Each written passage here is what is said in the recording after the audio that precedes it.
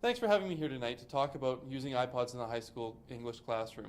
I am virtually here because I wasn't able to attend, but thank you to RockyView for letting me talk a little bit about this pet project of mine that I've been working on for the last couple of years.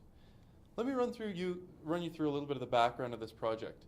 What I noticed in my own classrooms was student engagement with traditional instruction was dropping. This is about the time that the RVS 3-year plan came out talking about 21st century learning. I noticed that students were more engaged with their iPods and digital content than with the course material that I was presenting. So my thought was to create a blended environment using their tools blended with my instruction to achieve the same results.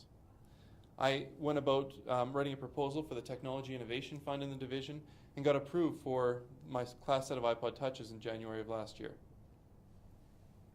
Once they arrived, I wasn't quite sure what to do with the things. I mean, I had these big plans, but I let my students loose with them with a few of the apps that I had chosen, and they really latched onto those new uses. I found that a lot of the students were buying the apps themselves. They were very engaged in using the apps that I've provided and started thinking about their technology in different ways. It gave me and some others around the school some inspiration about how else we could use these devices by talking to students and seeing how they were using the devices themselves. What I found was there's far more uses for this type of technology than I ever could have imagined. One good example is a science teacher this year took the students' iPods at Callaway Park and loaded an app on it that could check velocity, and thus was able to, as the students were going through roller coasters and things like that, check the velocity of them while they were on the rides. Amazing new possibilities for education. I also wanted to create new learning experiences and possibilities for my students by giving them the tools to manipulate the projects themselves in their own way. I want to provide you now with some examples of projects and uses that I'd created and used in my own classroom. The one that I use most often with this project is blogging. The students have web access with any of the iPods throughout the entire class, so they can look up a definition quickly, they can research. But what I do is I gear that around a class website and a blog so that students can respond to blog entries, they can check their work, they can interact with other students, and they can have a running commentary during things like films where normally it would be dead time or where we couldn't interact as a class. Having that kind of instant and simultaneous constant access allows students to interact in different ways with the course material. Our school division is also bringing Moodle on board in the next year or so. Some schools are already using Moodle, and you may hear more about that tonight. In my school, I do have a Moodle instance set up, and I'm starting to integrate that with the iPod program as well. There's an app on the iPod that allows you to directly connect with the Moodle material, and students will be able to check their assignments, do quizzes, and everything directly online. Another project that my students do on a regular basis is a visual essay. So rather than having them write a 4 or 5 page paper, they create a series of images from a film strip and talk about the relation of theme or the relationship of a main message of a picture directly on those pictures by annotating them with a program called Comic Touch. Finally, the audio essay.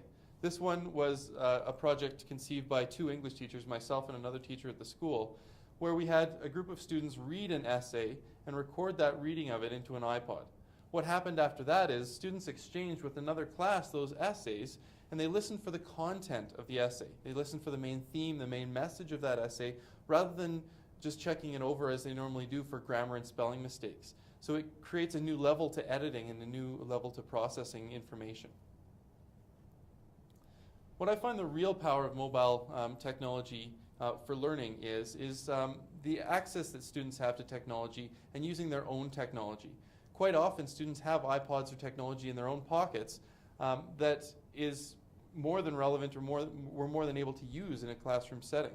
So we can blend authentic learning, these big projects that we do, this 21st century learning, with their technology and what they're bringing to the table, and teach them to use their technology in efficient and effective ways. So if they have a cell phone in their pocket, they have a calculator, they have a couple of digital cameras, you can see the pile of digital material on your screen right now. That came out of one class that I walked into the classroom, I said, everybody put your digital devices on the table. Imagine what teachers can use those devices for if we put all of those devices together and added to the authentic learning tasks that we've assigned for our students. Those are the types of experiences that we're trying to bring forward in the high school classroom right now. What I see for the future of this project is what started out as a one classroom project, these iPods were purchased for the English classroom and for me to test, is now being lent around the school. So different teachers are using it in different ways, asking to borrow the cart. The drama departments had 5 of them so that they could do a similar blogging project as the one that I described in their classes as well. For each drama class that they went through, they had to do a blog entry talking about their experiences. I'm also testing Apple's new iPad device with a larger screen and the ability to almost have a full-size keyboard in front of you.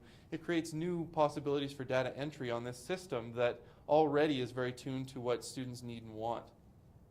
I'm hoping that in the future, as funding increases or as we have the ability to get sponsors possibly for these devices, that we'll continue our research with mobile devices in the classroom.